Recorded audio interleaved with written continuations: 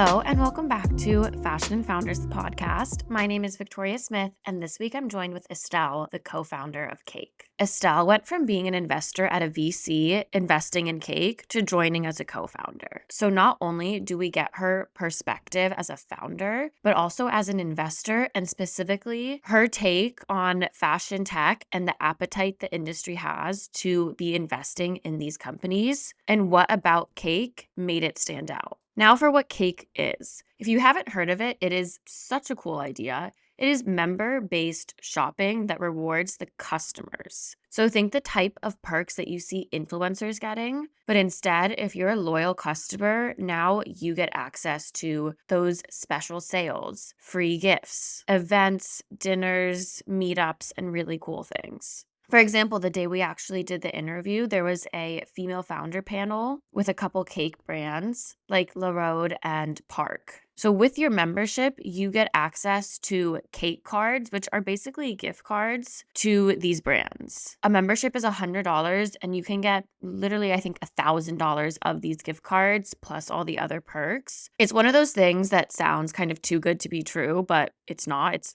very much real. Right now, it is invite only, but Estelle gave me a code to share with people who listen to the podcast, which you can find in the episode notes and on Substack. This was so fun. I'm going to let Estelle take it from here, so let's get into the episode. If you've enjoyed the podcast, it would mean so much to me if you could take a second and follow it or rate, review wherever you're listening, whether that's Apple, Spotify. It really helps people find the show and actually makes a big difference, so thank you.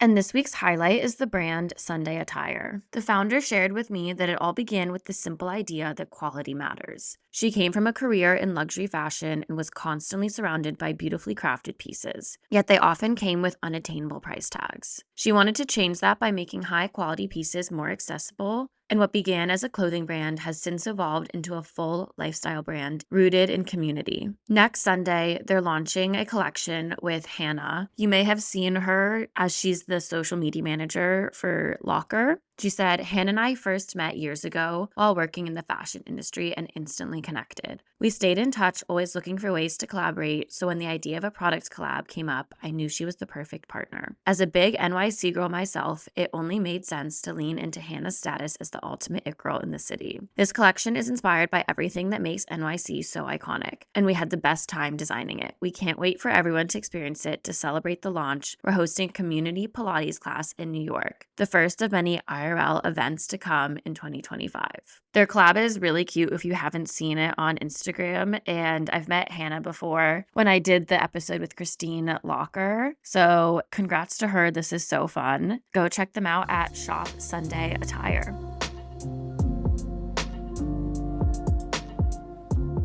Hi, Estelle. I'm so happy that we could have a longer conversation because we met at Ed's New York Fashion Week and had a very quick, 2-minute speed round interview. So definitely go check that out. It's number 42. But I can't wait to hear more about the founding of Cake and your story. So thank you for being here. Oh, thank you for having me. I'm so excited. And yeah, it was a fleeting moment. And one of the most booming events I've been to in so long. The room was packed.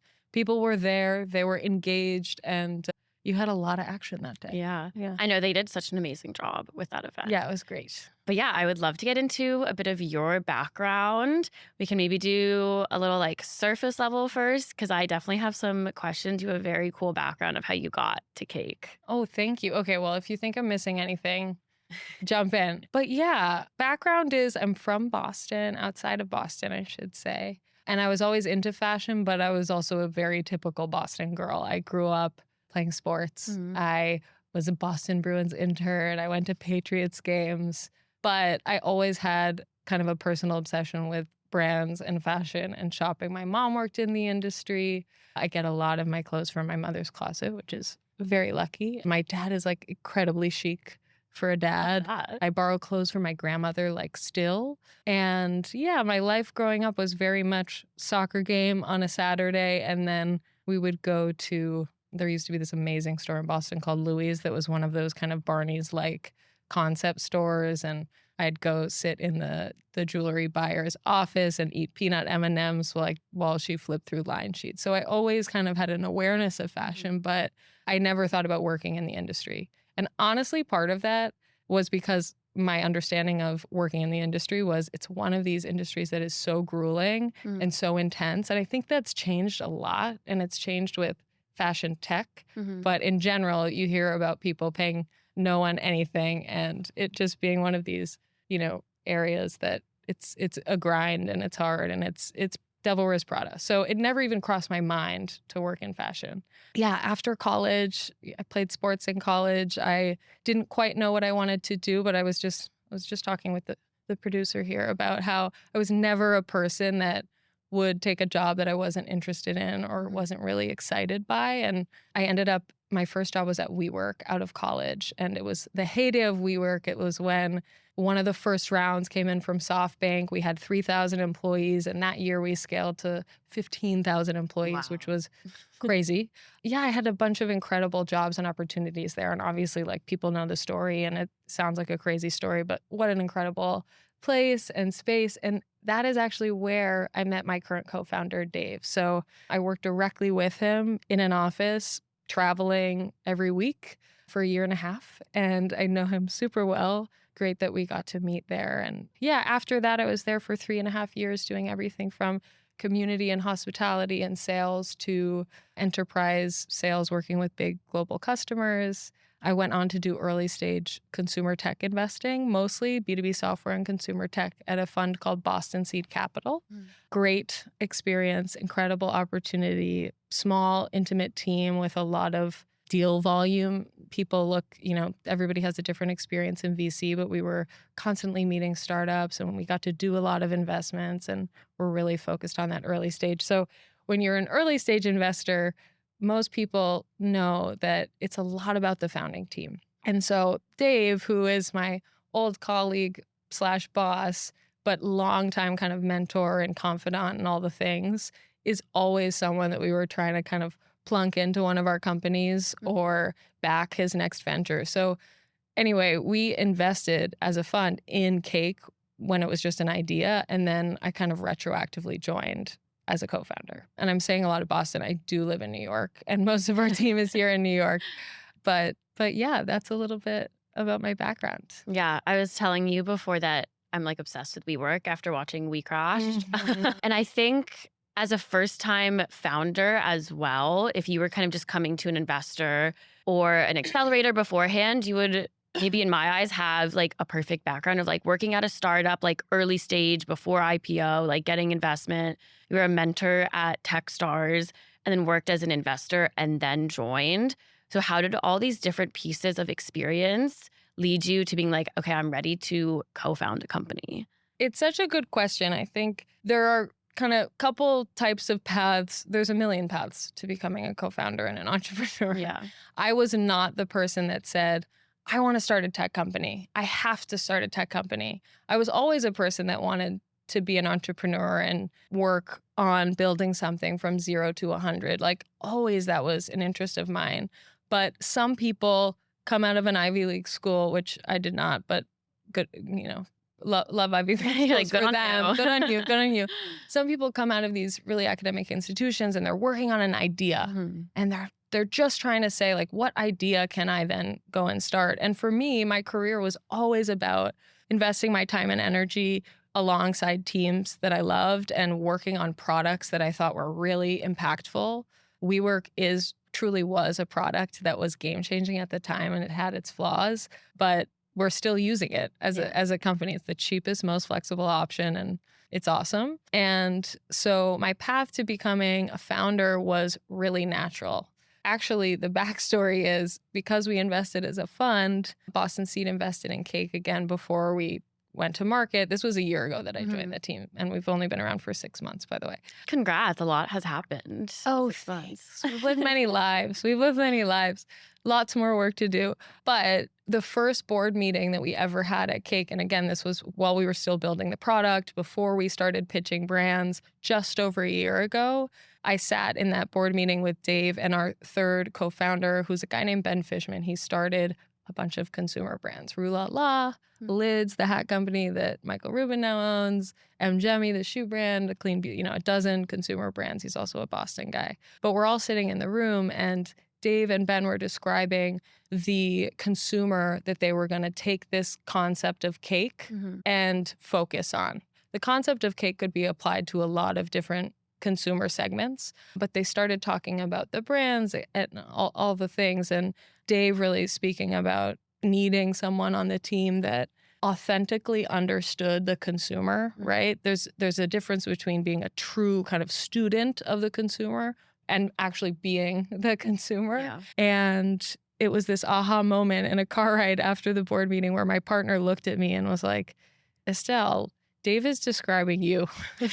And so I was going to stay on and be a VC for the next 2, 3, 5 years, whatever. But it was in that moment that it kind of all clicked, and I felt really organically compelled to go become Dave's co-founder at Cake. So we obviously had conversations to get there, but like 4 weeks later, I was working on Cake full time. Yeah, that's exciting. I love that you have like the founder side and then the investor side. Was there something that really, you obviously had a background with Dave. You believed in him as a founder, his capabilities. It's a bit different, but was there something in his pitch? You're like, okay, of course, we're going to invest in this first of all. And like, what do you look for when other companies are pitching their ideas? I think for VCs, you have to believe a company can be ginormous to invest, because there's this, law of numbers, which is all of your companies have to have the potential to have a big hit, because most of them will fail. So there's this famous Fred Wilson article about a third, where a third of your companies will fail, a third will kind of return capital, and a third will have outsized returns. But if not all of them have the potential to be ginormous, then you don't get that kind of same power law and all the things. So when we spoke to Dave, obviously that's part of it. When we're looking at founders and teams, both check boxes. The other component that for me, who I'm a super optimist, like on a daily basis, I'm an optimist, but as an investor, you grow skeptical and, everyone has a different kind of, but I'm not the type of person that sees every idea and thinks it's going to be a smash hit. Yeah. And it really took a lot to compel me to want to focus on something all the time and be this motivated by it. The problem statement has to be big enough that it's a need. And for Cake, we feel, and the validation from our brand partners and the consumer is that what we're doing is a need more than it is a nice to have feature. So when I look at companies and being on this side of the company, as we build out new features, as we add new perks, as we add new brands, we have to be focusing in areas that are like truly a need or game changing versus this kind of nice to have tool. And I think there's a lot out there that starts as a nice to have tool. And I don't want to devalue that angle, but you have to be more than that to be sustainable and make money. Yeah. And so that's definitely one of the things. What is the problem statement for Cake? Yeah. So the problem statement is twofold. The consumer problem statement is, in this new world of shopping, and this is me, and tell me if this is you. I think it's you because I listened to your podcast and we've met before. But in this new world of shopping, with the abundance of the internet and all of the inspiration that we take from every different platform, TikTok, Instagram, etc., the consumer has no loyalty because they like to shop at different brands and retailers. And when I mean loyalty, I mean they don't get rewarded. So consumers today like to shop, and the consumer we're focused on, they're shopping Prada full price, but they're also shopping at The RealReal and Net and Moda and directly at brands that they find on Instagram and at Zara, right? Back when I grew up, when I was super young, people would go to Bloomingdale's and have a brown bag card and have loyalty to one department store. But because consumers have totally disaggregated their spend, they're never really seen or treated as special.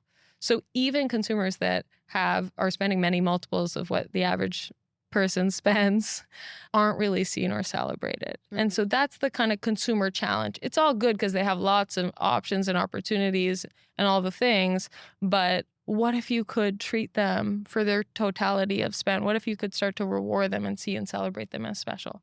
We pair that with the brand challenge, which is constantly a thing, right? All businesses are Darwinian. This is a ginormous industry. Luckily, like fashion is huge as a space. Yeah. But the brand challenge is really around customer acquisition and engagement in this landscape where, on the one hand, consumers have no loyalty, right? And on the other hand, things like all of these ad platforms having kind of monopolies. You've got Google and Facebook, which are tools that they'll always use and they're great, but there are challenges with scaling on those platforms. So things like data privacy rules change and data and ad targeting becomes less efficient.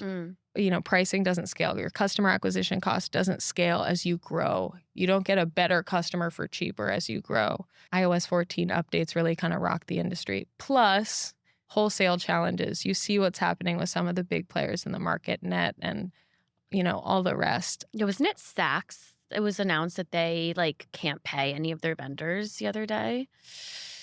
You said it, not me. The news said it. Yeah, the news said it. I mean, it's true. Yeah. And those retail partners, the wholesale partners are under duress. Yeah. Like Barney's was the best store ever and it closed. Mm-hmm. You know what I mean? So the landscape is shifting and brands need a better acquisition channel. So we said, problem statement, brands have all these challenges and they can't pin the consumer down because the consumer is ping-ponging around all the fun that they have, all the opportunities that they have.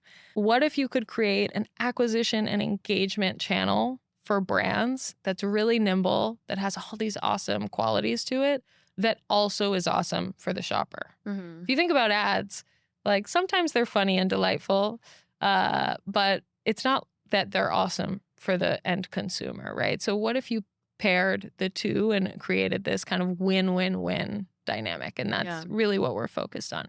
Yeah. And you did it. We can get into how cake works too, obviously. And it's one of those things where you're looking at it, you're like, is this real? I was like, wait, I'm going to have to make sure, I'm going to ask her about this, make sure this is actually happening. Cause what? That's very cool. And yeah, I am that type of consumer, I would say. And I definitely think the expectations of shoppers has completely changed. And the bar is much higher now. And I think it's, at least to me, a couple reasons. One, influencers, you see them get all of this PR and they're not actually spending their own money on these products. So as a consumer, you're like, why am I not getting rewarded? I'm actually the person adding to your profits. But this person gets on brand trips, they go on dinners, they get sent all these really cool experiences. They don't feel special, like you said, they don't feel seen or celebrated. And then also it's times are tough, things are getting more expensive and people are like, why should I spend my money on you? This person's offering me this. Shopping, I think, is no longer this transaction. You have to get a little bit more out of it to be like, okay, yeah, I'll buy from you. Because if not, maybe I'll buy it resale. Maybe I'll rent it. Maybe I'll not buy it at all. I'll go get the dupe. A lot of things have changed. And I think people just, again, to your point, want to feel special. And yeah, I think it's really cool. And I think it's a great way to acquire those customers because you have really great brands on there. It's Parke, Stod, Jenny Kane, Veronica Beard. And to get these perks and feel like a VIP, I think what a lot of just the average consumer who's maybe a big spender, maybe not. Maybe it's a really big deal for them to spend $200 on something. But if they get to feel celebrated, I think that's how you pull them in. So excited to hear about, we talked about the problem. How was the solution then crafted? Oh my gosh, we need a soundbite of that. I'm slicing it up and we're making a video of it and posting it across our channel. I'll send it to you. Thank you, Victoria. But it's really interesting because you're totally right. We're new, so there's going to be some skepticism. Yeah. A lot of people are like, is this too good to be true? What is this? How are you doing this type thing? The fun thing about this is we're really just positioning cake as this community of high value shoppers. It is the shopper that these brands want to acquire. Instead of paying Mark Zuckerberg to acquire Victoria, incentivize the shopper directly. And we do that in a bunch of different ways. But it really is about building these series of little things that add up and start to feel really VIP. We do form partnerships with all of our brands. So it's not a free money scam. There's no hacking it. It's really this win-win-win scenario where we have brands position these kind of outsized perks and rewards to our members, and we're only just scratching the surface of what we can do there. Yeah. Of course, there's a monetary benefit to it, which is this kind of no-brainer, and I think your audience will get invites to Cake if they want to join. But there's also things like early access to shop a new collection, a gift with purchase. You make a purchase, you get a free candle with that would have been $60 or $70. You get free monogramming on your leather good that you purchased. It's things that compile because you deserve to be seen and treated differently, right? So does that answer your question? I'm trying to think about what you have. Yeah. Well, maybe we can go through an example because I was scrolling through and I think maybe I'll get the numbers not correct completely, but like it's like spend $250 at Veronica Beer to get $100 gift card. I was like, wait, what? So like, how does that even work? And then you get multiple gift cards with your membership, and the membership costs $100 for a year, right? Yes. Then you can get like potentially like over $500 of gift cards, basically. Yeah. So Cake membership, it's $100 a year, yes, at this point. And there's so much that we'll build on top of this. But the simple kind of entry is you come into the experience, you get to choose 10 of our brands that you get these cake cards to, which is our version of a gift card. And if you use 10, it's at least $1,000 because the smallest one is $50. The biggest one is $450. So you could get an amazing brand. I don't know if we should. It's Contessa Mills, beautiful new brand. They just launched in the last year. They were making a splash at Fashion Week. Really chic. The designer will be here at our event tonight. Oh, exciting. I'll introduce you if you want to meet her. She's really cool.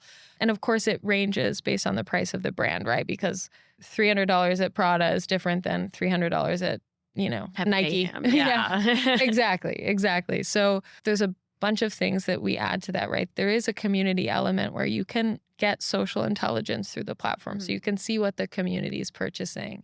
You can see what your friends who you're connected with on the platform are purchasing. And you're in this context where you're just getting fed really relevant information across these brands and retailers. And then there's, of course, so it's really access, experiences, and this kind of thousands of dollars to shop thing, which becomes the no-brainer, but people are delighted by the other things in the mix too.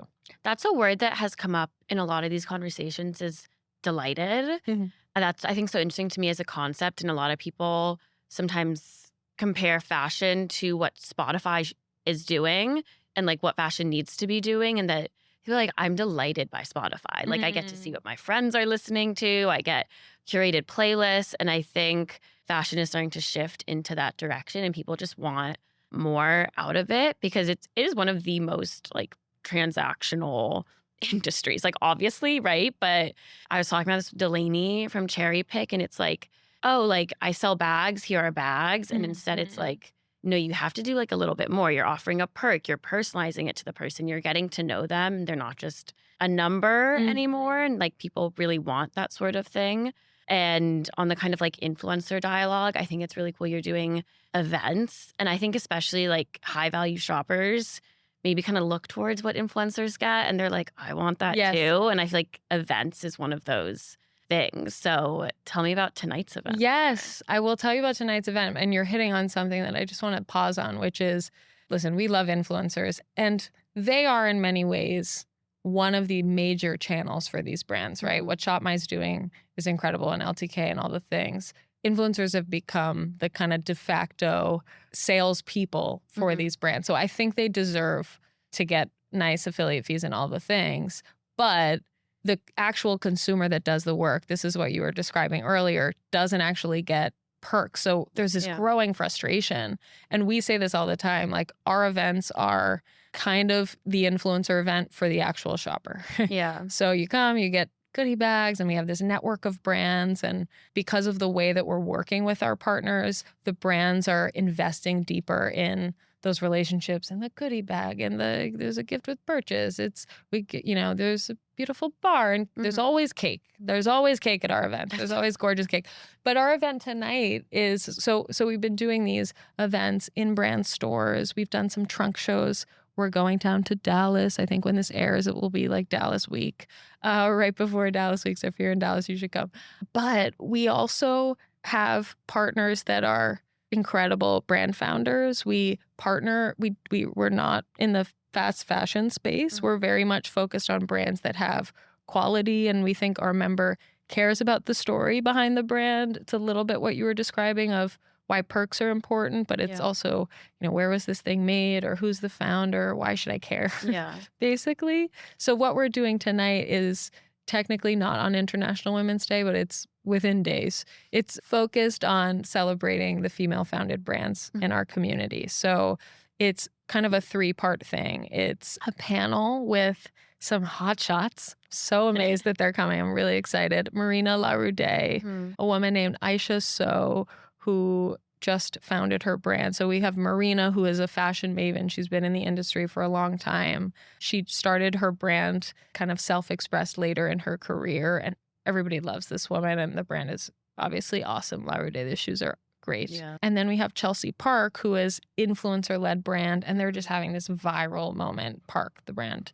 obviously, and their cake brands. Yeah. So it's this kind of 25-minute panel experience where you get to hear from women who've done it, and it will hopefully be a really real conversation. Then we have a trunk show, so a couple of our brands, another tomorrow, and Olivella, who is a give back focused brand, are coming, and obviously cake members do get monetary perks to that. And then there's a bouquet bar with a friend of mine has so there's just, all the things. We've got a really good goodie bag for this one, but it's just celebration.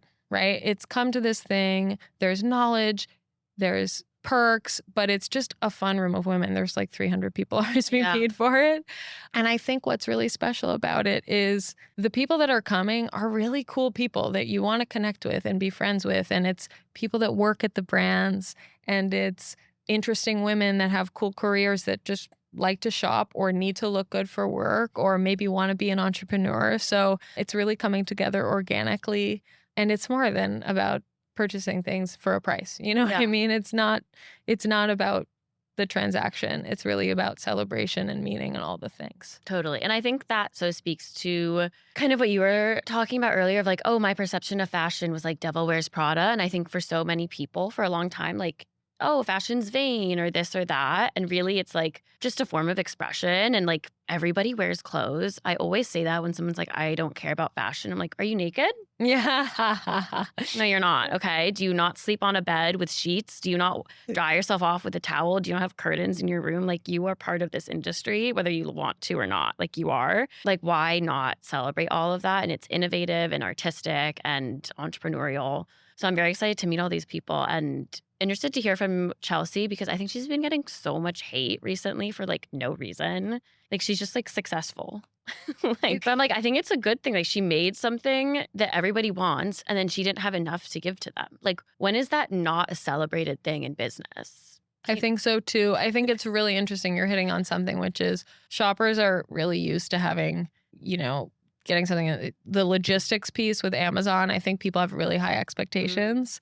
And I think it's interesting. Small businesses can't exist and then grow into big businesses without hitting some bumps in the road. Yeah. Screw the haters. Sorry. She's amazing. Yeah. And so Cake is currently a membership platform.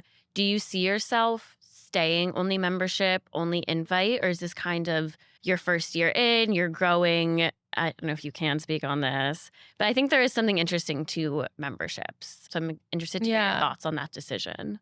It's a great question. And if you're a startup in your first year and you're committed to a path that's 5 or 10 years out, you're thinking wrong, right? Like, for us to say in 10 years from now, we're definitely going to be membership only, we can't tell the future. Yeah. But the focus of having membership, we're not a you can't sit with us brand. We're not like Raya, where, the poor finance guy applies and like he's not cool enough to be on Raya, right? we are a community that is about empowering the shopper with more, and all of our members can invite their friends in. So where there's one, there's many. The goal is not to say you can't sit with us. The goal is to make sure that we protect the brands with the membership. If you think about your credit card company, there's an exclusivity component to just being an Amex member. You pay for your Amex every year, you get a certain set of rewards for that. So I think we're somewhere in between in terms of our philosophy. And we do have to protect the brands and crawl, walk, run and all the things. So yeah, I think membership will always be a huge component of it. By getting a commitment from the member up front, it unlocks this world of things. And yeah, we think it's worth it. We do have a wait list, and we do periodically invite people in off that wait list. So we definitely want to grow, but we have to be thoughtful about it. Is that fair? Does that resonate? Yeah, I think so. And I think there is something that I've come to appreciate about memberships after coming out of school. And it's almost like a pre-vetted group of like potential friends or a network or just like peers in the industry around a certain interest. And I think anything that has an in-person element, maybe it's like the safety precautions in me, but like maybe it's like a woman. Yeah.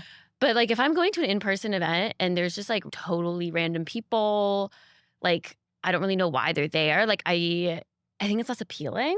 And so I think there is something about like the event tonight. Like maybe you wouldn't be able to get these speakers to come if they're like, oh, this is literally just like open to everybody. Like what if it's like my haters coming in person? Like, I don't know. Like I think there's something to memberships I've come to appreciate. Like I've been waitlisted for stuff for a while before. I've not gotten into certain things. But then when I am part of a community, I'm like, okay, like all these people, like for some reason, like we're all here. And I think that just makes me be like, there's something more to it. And I think because you have these aspirations and like current events, it's almost like a good thing.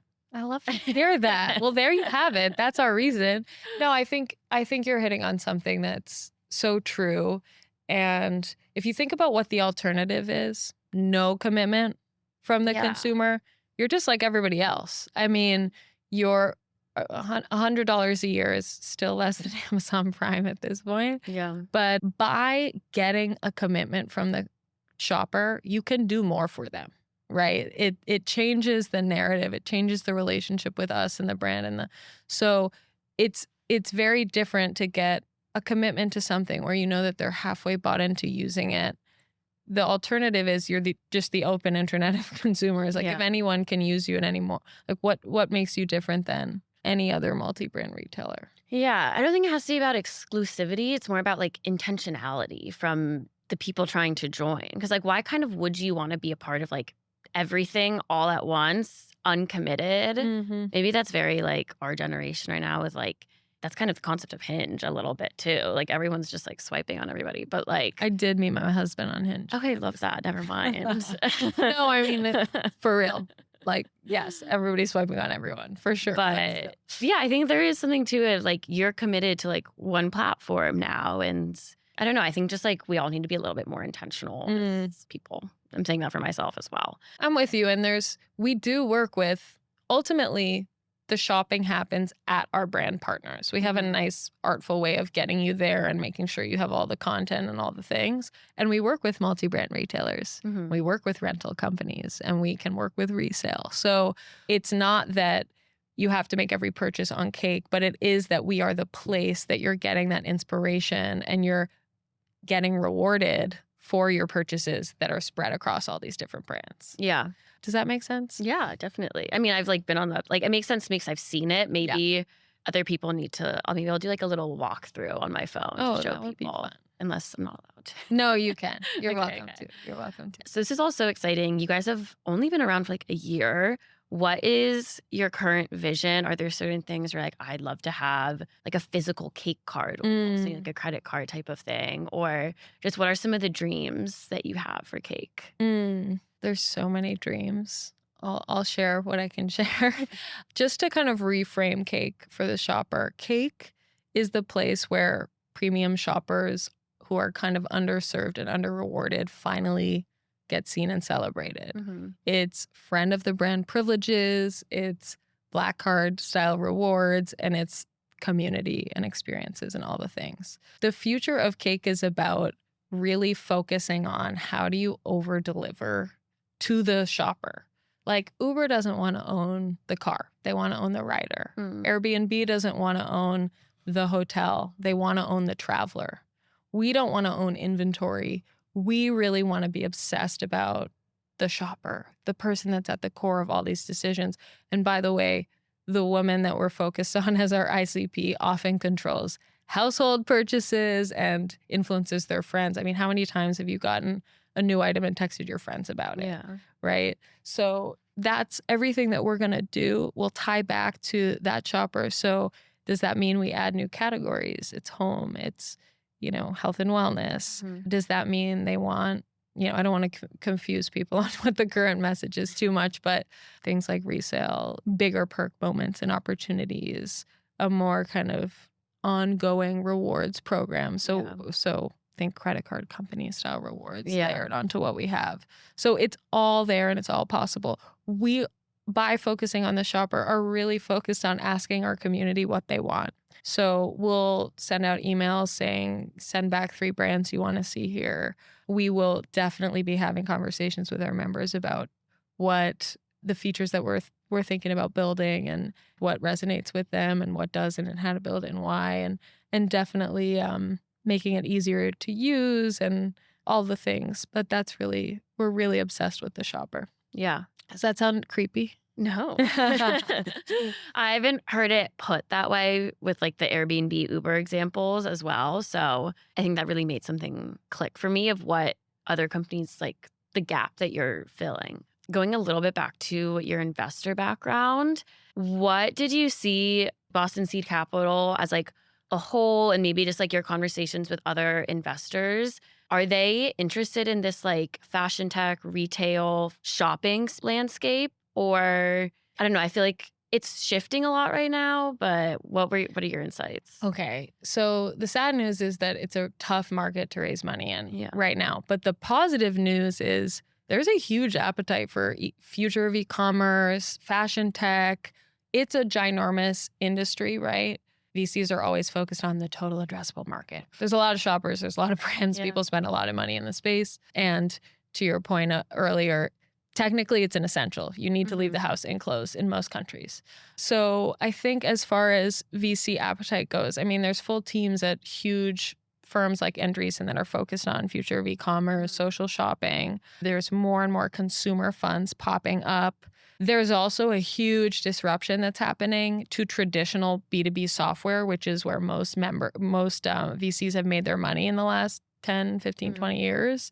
And the disruption is happening with AI. A lot of these bigger software companies may have new competitors pop up that are doing things better and cheaper and faster, right? They're building companies, bigger companies with less because they're foundationally AI.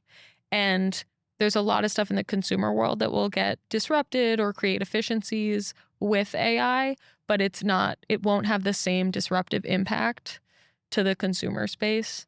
I mean, to some extent, it's disrupting everything. So that's not a definitive thing. But there's a lot of investors saying consumer is a great place to be right now. Yeah. So that's a little bit of an opaque answer. But yeah, I think there's a lot of appetite for fashion tech and e-commerce, and the brands are hurting. So there's a lot of appetite for how do we fix that and all the things. No, and that makes a lot of sense. Mary Quillen Downs, who's like very all in fashion tech, she had said something along the lines of traditional fashion needs these tech solutions to survive and thrive because they're just not doing as well. And like people's expectations are higher, they demand more, and startups are like shaking everything up. So I think you're like this great person who's like bringing along the brands that do already exist. I mean, like, we're going to help you continue to thrive and survive. So yeah, it's exciting. Thank you. And Mary has a lot of brilliant takes on the space. Yeah. Like, you guys are, this community that you guys have built in fashion tech is amazing. I think it's fun to watch. There's a lot of, I used to work in real estate, so I'll say this. Fashion is kind of a traditional industry in many ways. There's a lot of creativity and newness, but also there's a lot of incumbents. And that's all getting kind of shaken up right now. AI is going to help a lot of these companies get more efficient. still shipping and logistics is challenging and expensive. And I know someone needs to figure out returns for resale. That's what I want to see. maybe it should be you.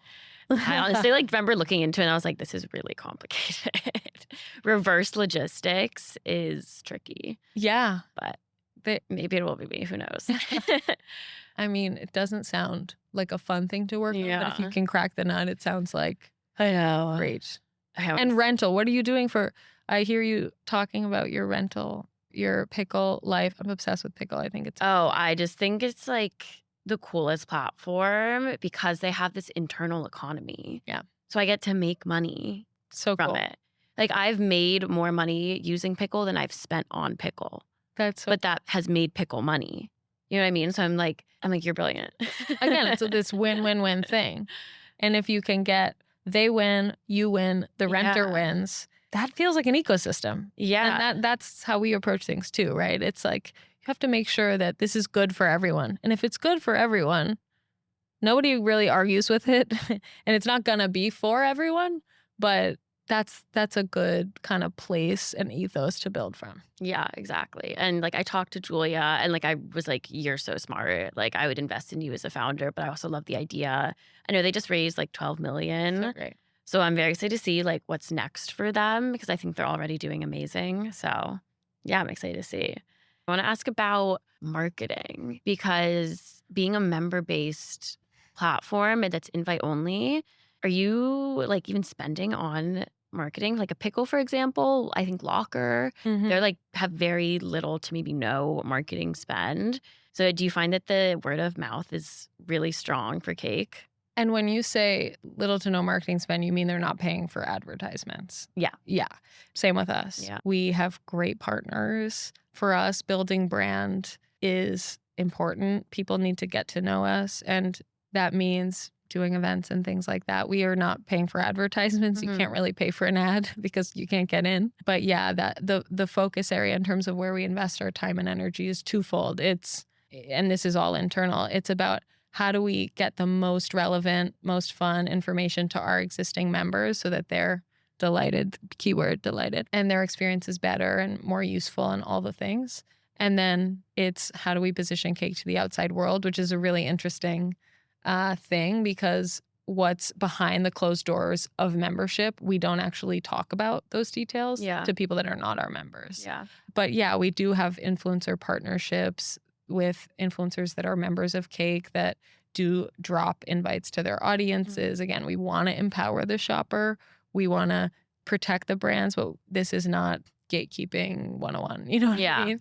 So, but yeah, no, we're in the same boat. This is really make the members happy, have them invite their friends that they want to share this with. Yeah. Very cool. Okay, are you ready for the speed round? What is your fashion hot take? I never wear jeans on planes. Is that a fashion hot take? I don't know. It can be.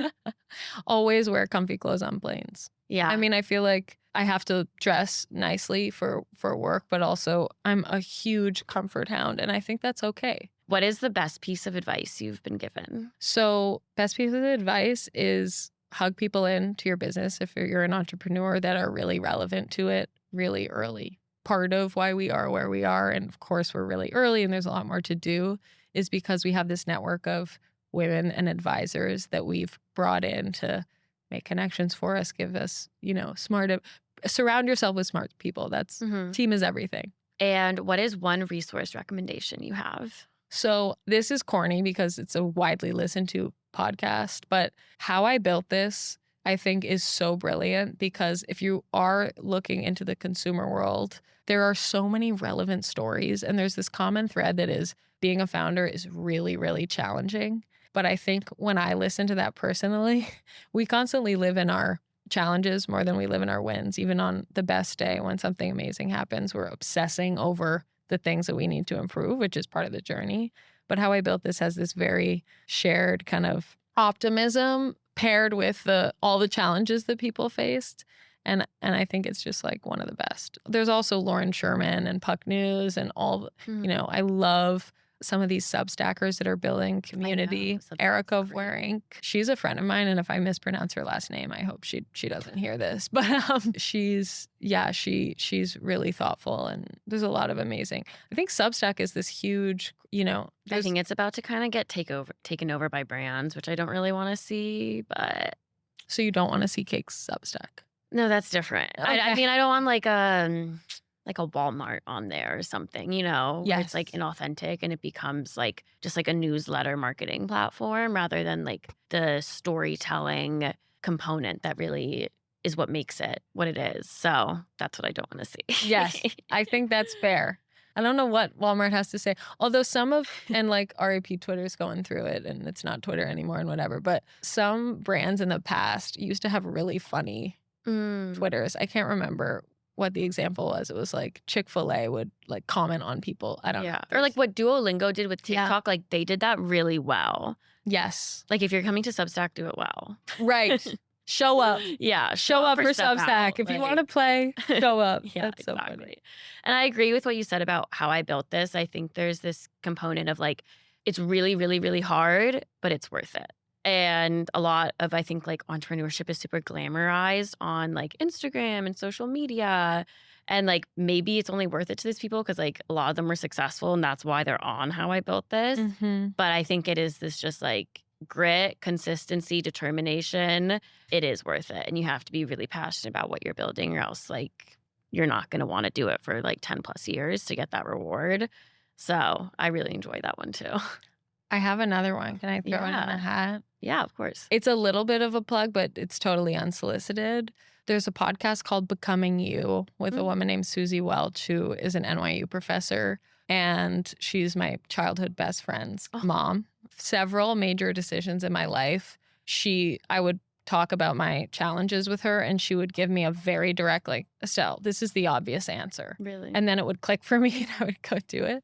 But Becoming You for people who are trying to figure out what they want to do or what the next step to take is amazing because there's a true system behind it. So it's this whole basically program on how to combine what you're passionate for with what you're uniquely good at. And it's really actionable. And she has a podcast. She also has a program. But several brilliant people in my life have started listening to it and are really into it. And I think it kind of spans phases of life. I think a lot of us are looking for quick hits. And it gives you some quick hits. Yeah. You know what I mean? That's exciting. I'm going to have to go check that one out. She's great. And are there any upcoming announcements with Cake? Anything we should look out for? Ooh, yes. We have a few new brands dropping. Stay tuned. I think by the time this airs, we'll have Ring Concierge live, have Roberta Roller Rabbit, which is all the pajamas in my closet live. But there's also some more big ones coming.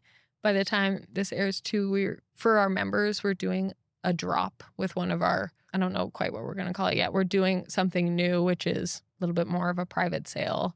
It's kind of these insane perks on like current collection with one of our most shop brands. Yeah. That will give people some crazy access. And we don't like to say the word deals, but deals.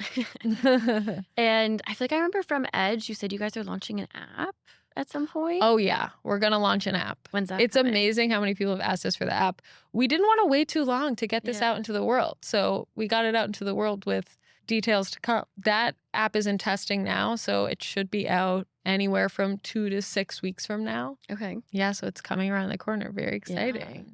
Well, I'm excited to download that. I actually looked at the App Store yesterday. So I was like, wait, I kind of want to like be on the app and like be saving things. So I'm excited for it. That is so funny. It's very much, there's definitely, our members of a certain age ask us a lot for the app. Yeah. And we also have people that are outside of that age category that don't even care.